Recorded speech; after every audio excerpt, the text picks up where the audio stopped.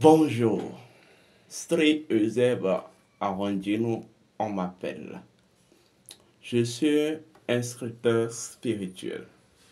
Je suis métaphysicien. Je suis homme de la tradition, apolitique. Mais je suis au service de mon pays, le Bénin. Je viens vers vous à travers cette vidéo pour faire certaines clarifications. Je précise mon statut d'homme apolitique, mais un métaphysicien. Comme je vous l'ai expliqué, la métaphysique, c'est la connaissance racine de toutes les autres connaissances. Donc, la métaphysique dispose de pouvoirs d'intervention dans tous les autres secteurs. C'est la métaphysique, la nature que vous appelez l'animisme. Un animiste est un métaphysicien de la nature, est un métaphysicien universel. Donc, ne pensez, ne voyez pas ceux qui ont souvent l'esprit un peu dératé, ne commencez pas à voir la métaphysique, c'est aussi dans non. Quand on parle de l'animisme, il faut même que je fasse une vidéo sur ce que c'est que véritablement l'animisme. Quand on parle de l'animisme, il s'agit de la métaphysique de la nature. Or, l'animisme est le cœur de la tradition africaine. Voilà pourquoi je me présente en tant qu'homme de la tradition. Je fais cette vidéo parce que je pense que avec le TOFA 2025, ça a laissé des bruits. Chacun interprète comme il veut. Ce n'est pas en réalité ce qui m'intéresse vraiment. Mais en réalité, je veux donner mon point de vue. Pas vraiment mon point de vue, mais le résultat de mes travaux par rapport à une question, ou par rapport à une thématique, ou par rapport à une équation. L'équation selon laquelle est-ce que Patrice Talon, le président Patrice Talon, je m'excuse, le président Patrice Talon doit briguer un troisième mandat. Et est-ce que s'il brigue le troisième mandat ou pas, en fait, quel sera l'essor de la République?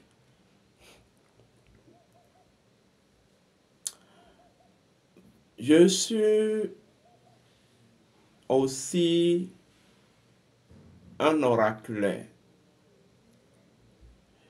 Les sciences divinatoires, je les maîtrise. Le fa exemple. Mais je suis spécialisé dans la lecture de l'archive akashique. En 2016, lorsque le président Patrice Talon venait au pouvoir, nous avions déjà fait certains travaux au cours de laquelle nous avons lu l'archive akashique de la terre béninoise. En fait, qui révélait déjà tout ce qui se passe actuellement. Il fera un troisième mandat ou pas, nous avons déjà l'information. Mais je vais vous dire une chose. En fait, vous pouvez de façon potentielle avoir un droit et certaines configurations peuvent faire que ce droit que vous avez de façon potentialité ou de façon potentialité peut être remis en cause. Je donne un exemple. Dans ma destinée, je dois être un docteur. Mais il peut arriver que des configurations remettent en cause cette destinée-là. Il faut comprendre aussi ce tournure énergétique des choses. Pour commencer, je tiens à vous rappeler une chose. La terre béninoise est une terre mystique. C'est une terre de spiritualité et c'est une terre, en fait, de propulsion énergétique. Si vous ne le savez pas, la terre béninoise est très sacrée, comme même la terre, comme la Mecque. Parce que la terre béninoise, de par le passé, dans son histoire, a bouffé beaucoup de sang. Oui, beaucoup de sang. Je ne sais pas si vous avez fait une fois dans votre histoire spirituelle, si vous avez fait une fois l'expérience de rencontrer l'égrégore de la terre de Dahomey. Oui. Ceux qui ont eu à faire cette expérience savent de quoi je parle. Cette terre est dotée de magie, de force magique, de pouvoir magique et de puissance magique. En fait, vous ne pouvez pas intimider l'esprit mystique de cette terre. Quel que soit en fait les pouvoirs ou les mécanismes dont vous disposez et que vous exploitez, vous ne pouvez pas intimider, vous ne pouvez pas l'intimider. Parce que lorsque les anciens consacraient cette terre, il y a une configuration qui a été mise dans la nature de cette terre-là. C'est que cette terre est une terre de justice. Et cette terre parvient toujours à restaurer la justice. Si vous êtes persuadé que vous êtes du côté de la justice, eh bien oui, cette terre, en fait, vous servira de refuge, ou sera un refuge éternel pour vous. Comprenez tout simplement que cette terre est une terre de mystère. C'est une terre d'histoire. C'est une terre qui dispose de deux histoires. L'histoire connue et l'histoire inconnue. Mais en réalité, c'est l'histoire inconnue qui, en fait, c'est de l'histoire inconnue provient l'histoire connue, qui est en fait l'histoire qu'on peut raconter à monsieur, madame, tout le monde. Mais la vraie histoire, c'est l'histoire cachée de la terre béninoise. Et cette histoire cachée, je pense que il faut avoir la capacité de laisser votre corps et d'aller dans le monde de l'esprit, dans le monde des entités, pour connaître cette histoire-là. En fait, il faut avoir la capacité de voir l'œil dans le sommeil. Oui, voir l'œil dans le sommeil. Il faut véritablement lire l'histoire cachée du Bénin. Et tout ce qui se passe actuellement, tout ce qui s'était passé en 2016, avant l'arrivée du président Patrice Talon, tout ce qui se passe au temps du président Patrice Talon, tout ce qui se passera après 2026, et j'en passe, est déjà prévu,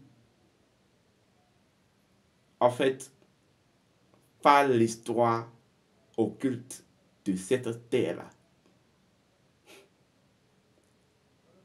De par le passé, avant 1960, avant l'an 1900, il y a eu des événements, des situations.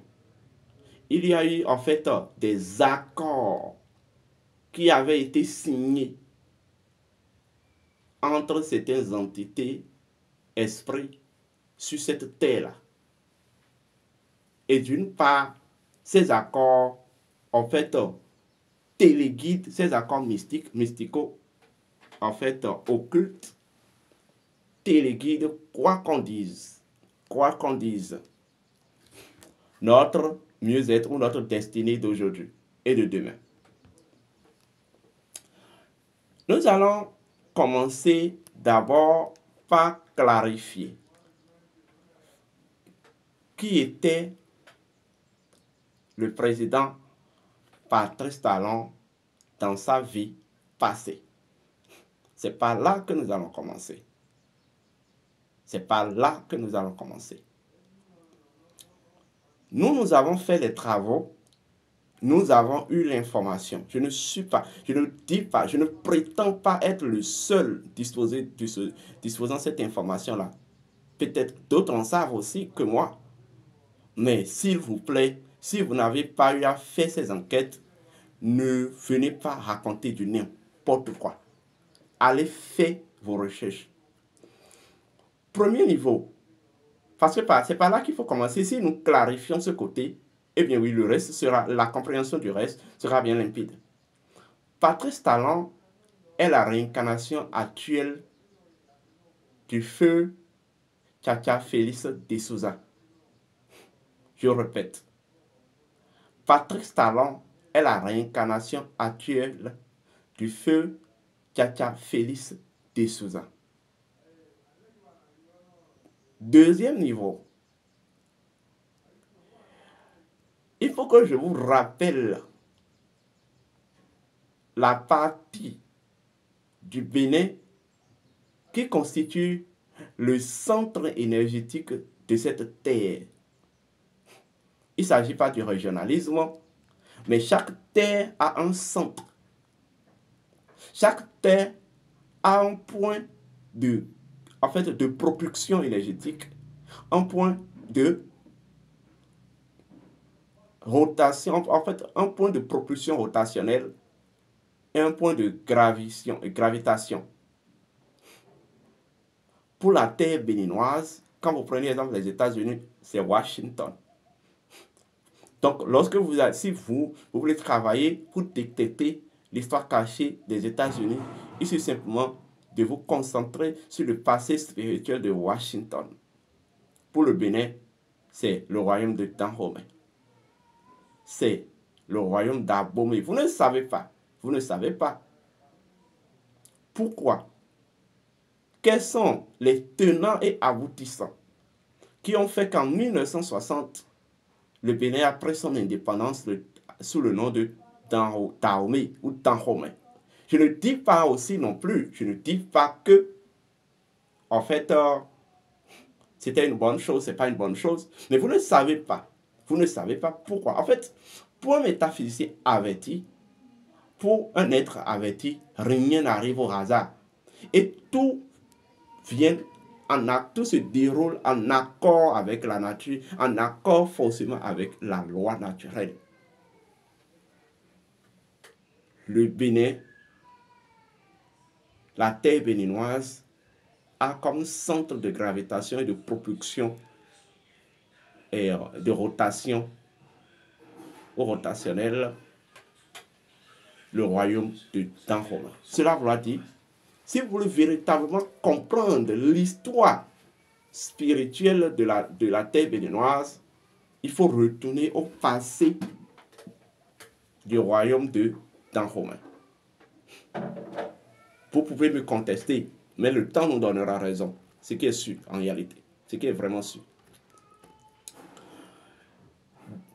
L'histoire de Dahomey nous montre que le Dahomey avait connu 13 rois. Mais qu'en réalité, 13. Mais il y avait en quelque sorte un accord qui a eu lieu au temps du roi Adanosan entre Félix Tchatcha de Souza et Gakwe le futur Gezo. Gezo, qui est en fait le neveu d'Adanosan. Donc lorsqu'Adanosan, il était très petit, lorsque son papa s'est désincarné, et Nabucodonosor a dû prendre le pouvoir d'abord, régnait et arrivé à un certain niveau. Lorsque le jeune Gakou a eu un certain âge de raison, il est revenu vers son, son oncle. Il a dit, ben, je vais prendre mon pouvoir et tout. Et l'oncle lui a amené dans la chambre, il a préparé une bouillie et a mis en quelque sorte du miel dans la bouillie. Et il a remis ça dit du roi. Il a bu et le roi lui a demandé, ben, c'est comment? Il a dit, c'est doux. Et le roi lui a dit de savoir que on ne peut pas prendre le pouvoir et remettre que le pouvoir c'est doux comme du bouillie mielleuse. Et puis le roi l'a chassé du royaume. Donc il est allé à l'ouest du royaume. C'est là-bas, il était là-bas lorsqu'il a rencontré un certain Félix Tchatcha de Souza, qui était un marchand portugo-brésilien qui faisait ses activités au bord des côtes, mais qui avait eu de graves problèmes avec le roi Nabucodonosor. Je crois que le roi Nabucodonosor avait voulu l'emprisonner. Donc il cherchait les moyens par lesquels il fallait, en fait, quand même, il cherchait des moyens par lesquels il faut, les moyens qui font l'aider à tisser des relations politiques sur, sur cette côte pour que ces affaires procèdent correctement. Mais en réalité, Félix Tchatcha de Souza était un homme mystique et spirituel. Donc il disposait des deux pouvoirs. Il disposait du pouvoir spirituel et du pouvoir financier et matériel. Donc, le prince lui a informé qu'il est un prince neveu du roi Nabucodonosor et que le pouvoir lui revenait. Et qu'en réalité, on l'a chassé et que son objectif c'est de reprendre le pouvoir. Donc, le marchand Félix Tchatcha de Souza lui a dit, bon, je vais t'aider à prendre le pouvoir, mais nous allons faire un accord mystique, un accord de sang. Et lui savait ce qu'il faisait. Le Félix Tchatcha de Souza savait ce qu'il faisait. Bon, je ne vais pas aborder tout ça là ici. J'ai écrit tout ça là dans une lettre avec précision, avec les détails et avec d'autres informations que j'avais voulu envoyer au président de la République, Patrice Talon. La lettre date de 10 octobre 2022. Regardez. Mais bref, je n'ai plus fait ça. J'ai mes propres raisons. Voilà. Je n'ai plus déposé la lettre. J'ai mes propres raisons personnelles. Donc, lorsque l'accord fut signé, Félix de Souza a mis à la disposition du jeune prince les moyens, les armements nécessaires, et a mis aussi les moyens financiers, et a mis aussi les moyens mystiques par lesquels ils sont parvenus à détrôner le roi de Kouloulomé, c'est-à-dire le roi Nabucodonosor. Lorsqu'on l'a détrôné, le roi Gézo a pris le pouvoir. Et en fait, les accords mystiques entre eux prévoyaient que Félix, c'est une histoire inconnue de beaucoup. Je dis bien, l'histoire est vraiment inconnue de beaucoup. Donc vous ne pouvez même pas venir démontrer si vous n'avez pas fait les recherches que nous avons faites. Et que ce n'est pas les recherches, il faut aller écouter les gens, c'est les recherches qui vont vous obliger à laisser votre corps, à aller dans le monde de l'esprit et à appeler l'esprit mystique de la terre de Dahomey et à le questionner. Bien. L'accord prévoyait que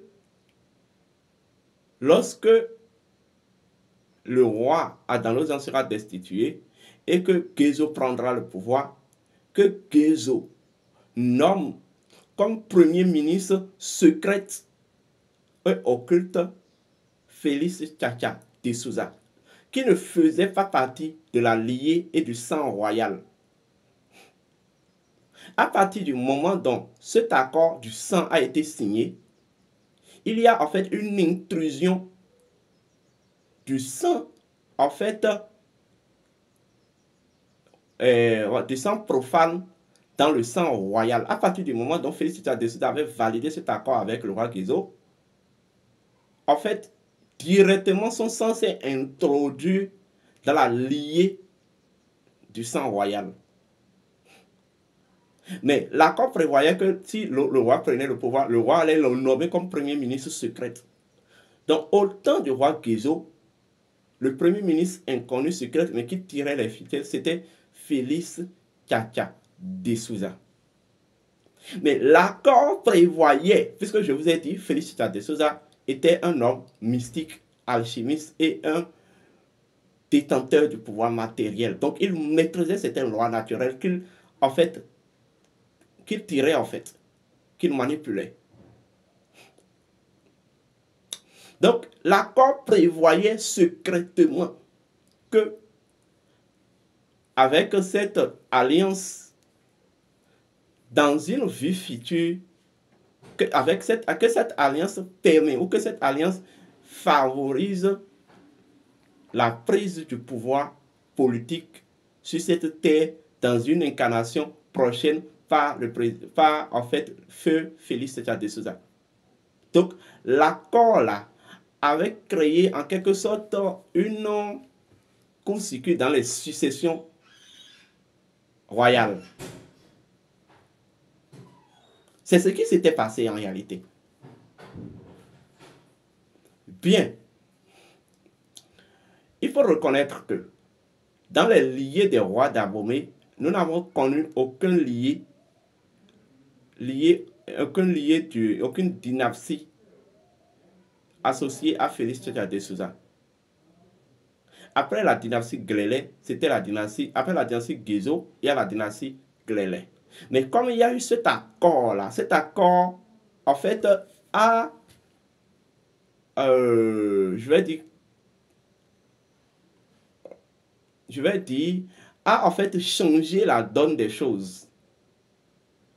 Donc, actuellement, le Bénin actuel a connu jusque-là 13 ou 14 présidents. Je vais commencer par le président général Mathieu Kérékou. Général Mathieu Kérékou est la réincarnation de Adandosan, le roi Adandosan. Le président Yahi Boni est la réincarnation actuelle du roi Guézo. J'en ai pour preuve. Le roi Guézo avait pris le pouvoir à l'âge de 24 ans. Et il a laissé le pouvoir à l'âge de 64 ans. Et c'est là que vous allez tout comprendre. Yahi Boni a pris le pouvoir à l'âge de 54 ans. A laissé le pouvoir à l'âge de 64 ans. C'est quoi? Vous pensez que c'est le fait de hasard? Bien. Lorsque le roi Guézo a quitté le pouvoir, c'était le roi Glélé. C'était le roi Glélé. Donc, normalement, si on allait suivre les cycles de succession, en fait, en 2016, c'était celui qui incarnait le roi Glélé qui devait prendre le pouvoir. Mais comme il y a eu un accord secret entre le roi Guézo et le Félix Tchata de Souza, le Bénin allait vivre réellement la récurrence du cycle dynastique du roi Glélé. Mais ce n'est pas le roi Glélé qui sera le président qui va porter la récurrence de son propre dynastique. Ça serait Félix Tchata de Souza réincarné sous la forme du président Patrice Talon. Donc, depuis 2016, nous sommes dans la dynastie Glélé. Nous sommes dans la récurrence de la dynastie Glélé. Mais, ceci n'est pas porté par celui qui est la réincarnation actuelle du roi Glélé. Les dispositions, de par leur vie antérieure, faisaient que cette dynastie-là, la récurrence de cette dynastie, allait être portée par une nouvelle personne.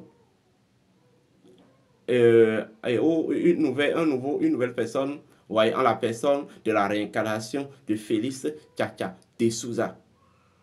Les Béninois ne comprennent pas ça. Les Béninois ne comprennent, vous ne comprenez pas les tenants et aboutissants qui ont fait que, en fait, le président Patrice Talon est venu au pouvoir. Parce qu'en réalité, le 4e régime démocratique était considéré en réalité comme le cycle de la transition des forces spirituelles et matérielles du pays, du Bénin. Donc c'était en réalité un cycle de transition vibratoire. Voilà pourquoi lorsqu'il est venu avec, bon, les gens disent les choses, les gens font les choses, mais sans savoir. Je sais que c'était bon, il le sait. Oui, avec le slogan du nouveau départ. Parce que lorsque vous prenez le 4e régime de l'ère démocratique 4 et vous cherchez la valeur secrète de 4 pour ceux qui ont fait de la métaphysique, vous savez que le 4, la valeur secrète du 4 égale 1 plus 2 plus 3 plus 4, ce qui fait 10, le nouveau départ. Et que l'année 2016, l'année en fait personnelle et l'année universelle de 2016, le nombre universel de 2016 faisait 9, la rupture. Le 9 qui fait la rupture, la fin. Donc tout cela en fait suivait un dispositif cosmique. Comme j'ai coutume de dire, les humains sont les marionnettes d'une réalité plus grande que eux. Les humains sont des marionnettes d'une réalité plus grande que eux. Et souvent, ce que vous oubliez, c'est que chaque chose est souvent à sa place, mais on l'ignore. Maintenant, étant donné, c'est là que je veux clarifier pourquoi normalement, si les choses étaient encore à leur place, c'était possible que le président Patrice Talon fasse un 3e mandat, mais est-ce qu'à l'heure actuelle, est-ce que vu les configurations énergétiques, est-ce qu'il doit encore faire? Bon, à mon avis, d'abord, je ne suis pas adobeur d'un 3e mandat. Je ne suis pas combattant, anti-3e mandat. Je n'ai pas un point de vue spécial, mais je révèle. Je suis en train de vous passer les informations issues des archives akashiques. Dans la lettre que je voulais adresser, j'ai écrit et que je voulais adresser au président Patrice Talon depuis 2022, j'ai dénoté. Il y a une partie de la... Bon, je ne peux pas vous montrer l'intégralité de la lettre. Je ne sais pas... Ce n'est pas... Et j'en ai pour preuve, j'ai comme témoin. Je ne vais pas appeler le nom de ce grand monsieur qui est quand même témoin, qui peut témoigner que réellement, j'avais pris de cette initiative. Et voilà. Donc, nous sommes actuellement dans la dynastie Grelais, dans la récurrence de la dynastie Grelais. Et la dynastie Grelais, en fait, la dynastie Grelais, la fin du mandat ou la fin, en fait, du passage ou la fin du régime Talon est équivalent à la fin de la dynastie Grelais ou à la mort du roi Grelais. Le roi Grelais est mort à l'âge de 75 ans. Nous allons faire des calculs simples et basiques. Patrice Talon, le président Patrice Talon est venu au pouvoir en 2016 à l'âge de 58 ans. En 2021, il avait 63 ans, 2e mandat. La fin du 2e mandat, ça fait 2026, ce qui fait 68 ans. Or, normalement, si les choses doivent être les choses, parce que les choses sont les choses, en fait, il devait quitter le pouvoir à l'âge de 75 ans. Parce que le roi Grelais, dont il est la récurrence actuelle, dans son régime, est la récurrence actuelle de sa dynastie, eh bien oui, avait fini à l'âge de 75 ans. Tout comme Yahya Boni. Pour Yahya Boni n'avait pas menti. Le président Yahya Boni n'avait pas menti. Pour ça n'avait pas menti, 64 ans. Donc, selon les archives akashiques, normalement, si les choses étaient encore les choses, le régime Talon avait 17 ans à faire. C'est-à-dire, prendra fin, en fait, lorsque le porteur de ce régime, le président Patrice Talon, aura son 15 ans. C'était ce qui était prévu par les archives akashiques. C'était ce qui devait se passer. Maintenant, selon les recherches, de toute façon, je ne peux pas révéler tout ici. Il y a des informations très sensibles et vraiment sensibles que je préfère ne pas dire parce que je suis devant quand même, en tant que personne responsable, je suis devant la caméra. Mais il y a des éléments, des événements qui se sont produits et qui remettent en cause cet état des choses. Je répète, il y a des éléments qui se sont produits, les événements qui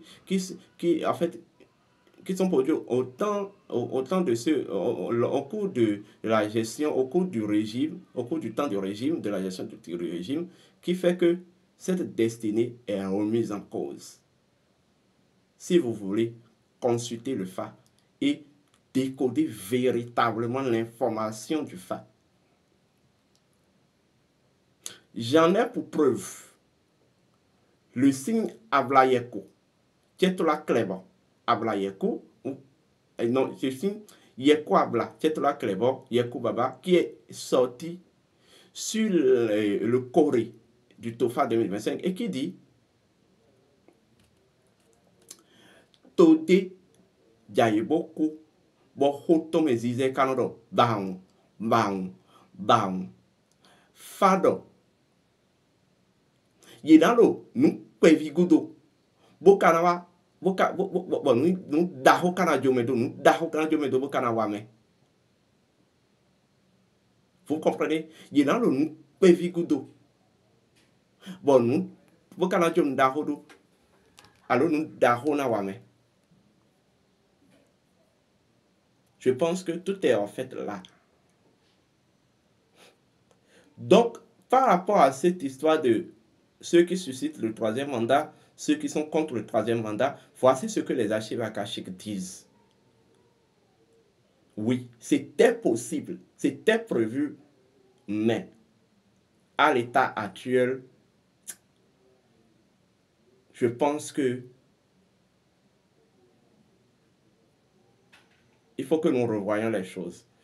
Je ne vous dis pas, je n'ai pas dit que je dis que le président Patrice Talon ne doit pas faire son troisième mandat ou doit faire son troisième mandat. Je n'ai pas dit ça. Mais je suis venu juste apporter l'information. Je suis venu juste apporter l'information. Bon, je pense qu'avec cette clarification, le débat devait être dégagé. Je pense que les informations... Parce qu'il ne faut pas venir juste parler pour parler. Il ne faut pas venir faire juste de la partisanerie pour plaire à la tête du roi. Il ne faut pas venir en fait juste combattre le roi pour combattre le roi. Il faut venir parler avec preuve. Avec preuve. Écoutez, d'une part, on va pas, en fait, aujourd'hui au moins grâce au régime Talon, nos connaissances endogènes sont vulgarisées. Le mieux c'est d'œuvrer pour la perpétuation. C'est d'œuvrer en fait pour la pérennité. Nous avons vu des régimes dans ce pays et en fait on faisait la promotion et la propagande du bafouement des connaissances endogènes et autres. Par rapport à ça, mon point de vue, je dis chapeau à ce régime-là. Mais tout ce que moi je dis est que respectez tout simplement la voix et en fait le serment ancestral. Respectez la voix et le serment ancestral. L'histoire politique du Bénin est intimement liée à l'histoire politique du royaume de Dahomey. J'ai déjà fait des capsules sur comment, qu'est-ce que 2026 présente concrètement quoi. Mais comment il y a des débats qui s'agitent sur la toile L'un dit oui, il doit faire un troisième mandat, c'est normal, c'est logique. L'autre dit non. Je pense que de notre point de vue, bon, des recherches que nous avons faites depuis des années, voici ce qu'il y en est en ce qui concerne le troisième mandat. Mais je répète, parce qu'il ne faut pas que les gens viennent dire que oui, je fais la promotion d'un troisième mandat, je fais en fait le combat d'un anti-troisième mandat. Je ne suis pas dans ces débats-là. Moi, je m'en gagne. Ces débats ne m'engagent pas. Mais en tant que veilleur de conscience, en tant qu'indicateur d'épanouissement par en fait la voie identitaire, c'est de mon devoir de venir clarifier les choses en fait selon en fait la voix du monde invisible. Je vous remercie. Je vous demande de partager beaucoup cette vidéo, liker la vidéo, abonnez-vous à ma chaîne. D'autres vidéos viendront. Mais avant de finir, après le régime Klele, nous aurons le régime Guerranzi. Nous aurons en fait la dynastie Guerranzi. Mais là aussi, en fait, il y a cette dynastie récurrente qui sera récurrente à travers un nouveau régime qui va venir après le régime de Patrice Talon, ne va pas être portée par la réincarnation du roi Guerranzi, tout simplement parce que en réalité, de façon rituelique et symbolique, l'âme du roi Guerranzi, de façon rituelique, symbolique, n'a pas été encore déjà ramené ou raccompagné vers sa terre. Donc, celui qui va porter la récurrence de la dynastie Guerranzi sera ou sera la réincarnation d'un fils emblématique du roi Guerranzi.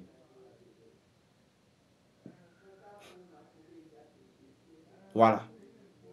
Maintenant, je ne dis pas si celui qui va venir après Patrice Talon sera bon ou mauvais. Je ne dis pas ça. Ce n'est pas encore là le débat. Le régime qui va venir après, quelle que soit l'année, sera bon ou mauvais. Nous ne sommes pas encore dans ce débat-là. Parce que j'aimerais être le plus clair possible pour que ça ne donne pas d'amalgame. Nous ne sommes pas encore dans ce débat-là. Je ne dis pas non plus, je ne donne pas non plus de point de vue en ce qui concerne la gestion de Patrice Talon, le président Patrice Talon ou pas. C'est pas ça, ces trucs-là ne me concernent pas, ça ne m'engage pas. Ça relève du domaine de la politique et c'est le politicien ou politicien de venir dire, en fait. Mais pour moi, chacun participe, quoi qu'on dise, au développement du pays. Même le plus mauvais, le plus niais, fait ce qu'il doit faire. C'est ça, en fait, le plus important, c'est le développement du pays en réalité. C'est le développement de la nation. C'est le plus important, ça, en fait. Et quand on parle du développement de votre pays, du pays, je pense qu'on doit laisser de côté tout ce qui est aspiration sentimentaliste, partisane, politique, antipolitique. On doit laisser tout ça de côté, en fait. C'était Stri Joseph Arrondino, voyageur des profondeurs et des hauteurs. Je vous remercie.